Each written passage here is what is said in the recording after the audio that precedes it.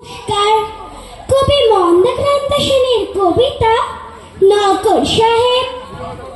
শোনো শোনো সবাই একটা মজার কথা শোনো।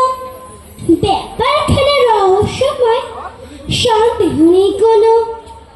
বাংলাদেশের ঘরে ঘরে সকল ছেলে মেয়ে হঠাৎ এমন খেপলো কেন?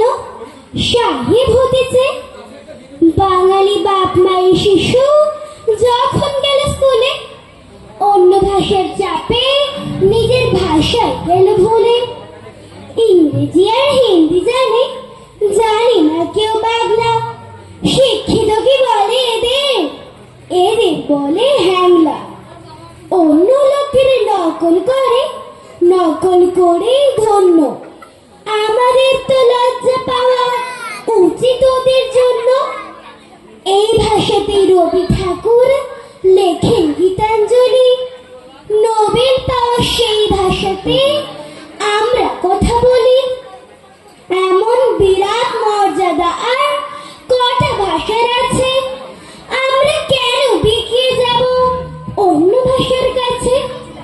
তাই তো বলি আপত্তি নেই অন্য ভাষা শিখতে, আপত্তি নেই হিন্দি বলায়, ইংরেজিতে লিখতে।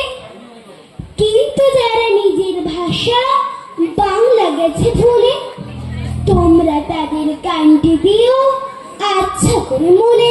নমস্কার।